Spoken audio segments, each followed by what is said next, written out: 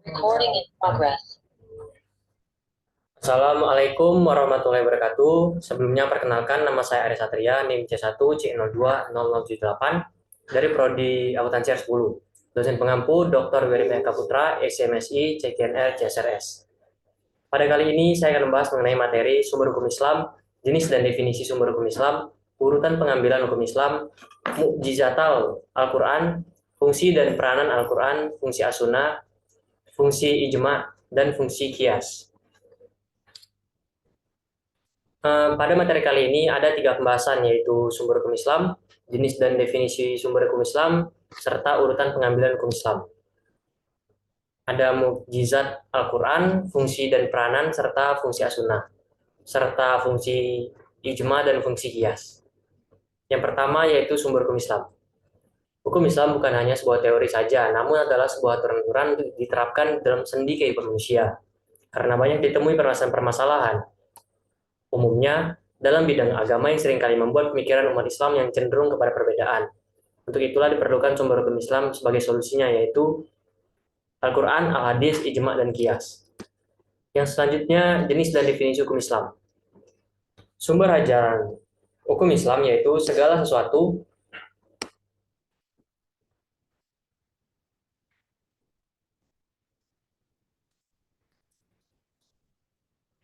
Sumber ajaran Islam yaitu segala sesuatu yang melahirkan aturan yang mempunyai kekuatan yang bersifat mengikat, yang menjadikan dasar pedoman acuan syariat Islam.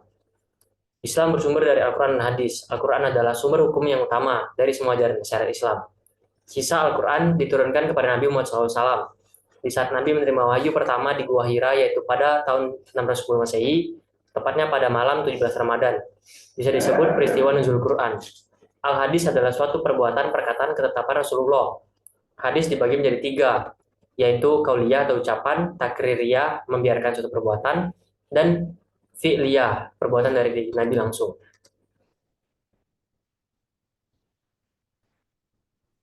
Yang selanjutnya ada urutan pengambilan hukum Islam.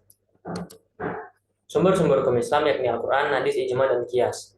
Teori telah hukum yang diawali oleh sahabat Muaz bin Jabal ini dilanjutkan oleh intelektual muslim dari generasi ke generasi, salah satu Imam Syafi'i. Ustadz Teku Khairul Fazli LC dalam bukunya Ushul Fikih Mazhab Syafi'i mengatakan Imam Syafi'i, bagaimana ulama lainnya, menetapkan bahwa Al-Quran merupakan sumber hukum Islam yang paling pokok. Ustadz Teuku mengatakan di dalam Al-Quran terdapat hukum ada 2 macam. Pertama, qat'i, jika lapasnya hanya mengandung satu makna atau tidak multitafsir. Contoh, cabuklah pezina laki-laki dan pezina perempuan masing-masing 100 kali. Kedua, zanni, jika lafaznya mengandung makna lebih dari satu atau multitafsir. Contoh, dan para istri yang diceraikan wajib menahan diri mereka menunggu 3 kali kuru. Hadis sebagai sumber hukum Islam, kedudukannya setingkat di bawah Al-Quran, sebagaimana firman Allah Al-Hasr ayat 7. Apa yang diberikan Rasul kepadamu maka terimalah, dan apa yang dilarangnya bagimu maka tinggalkanlah. Yang keempat, mukjizat Al-Quran. Al-Quran merupakan mukjizat abadi Nabi Muhammad SAW. Terdapat 2 pendapat yang berbeda tentang kemukjizatan Al-Quran. Yang satu mengatakan bahwa kemukjizatan Al-Quran berasal dari luar faktor eksternal, bukan dari Al-Quran itu sendiri.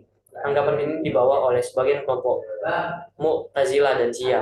Sementara yang lain berpendapat bahwa kemukjizatan Al-Quran berasal dari Al-Quran itu sendiri, faktor internal.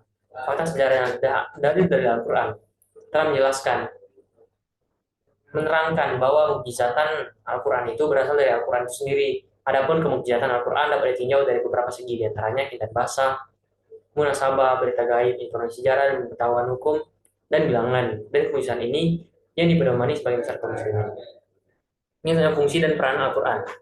Al-Quran tidak hanya mengatur hubungan antara manusia dan Tuhannya, namun juga mengatur hubungan antara manusia dengan alam. Dalam kehidupan manusia, Al-Quran memiliki berfungsi.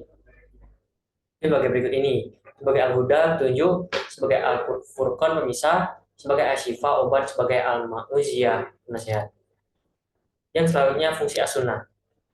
Sunnah merupakan keterangan Nabi Muhammad SAW, baik berupa ucapan, sunnah qauliyah berupa perbuatan, sunnah fi'liyah, maupun ketetapan Nabi, sunnah takririyah. Selain itu, sunnah juga merupakan sumber hukum kedua setelah Al-Quran. Yang selanjutnya fungsi ijma. Ijma atau ijma berfungsi dalam membuat kesepakatan para ulama dalam menetapkan suatu hukum dalam agama berdasarkan Al-Quran dan Hadis dalam suatu perkara yang terjadi.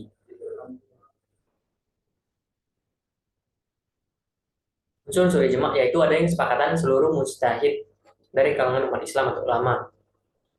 Suatu kesepakatan yang dilakukan haruslah dinyatakan secara jelas. Yang melakukan kesepakatan tersebut adalah mujtahid. Kesepakatan tersebut terjadi setelah wafatnya Rasulullah. Yang disepakati itu adalah hukum syara mengenai suatu masalah atau peristiwa hukum tertentu. Ijma umat terbagi menjadi dua, ijma kauli dan ijma sukuti. Yang selanjutnya fungsi kias. Kias adalah penetapan satu hukum dan perkara baru yang belum ada pada masa sebelumnya, namun memiliki kesamaan dalam sebab, manfaat, bahaya, dan berbagai aspek dengan perkara terdahulu, sehingga dihukumi sama. Dalam Islam, kias sifatnya darurat. Bila memang terdapat hal yang ternyata belum ditetapkan pada masa-masa sebelumnya. Rukun kias ada 4, yaitu al-asal atau pokok, al-far'u, cabang, hukum asal, dan tilah. Baiklah, sekian terima kasih. Wassalamualaikum warahmatullahi wabarakatuh.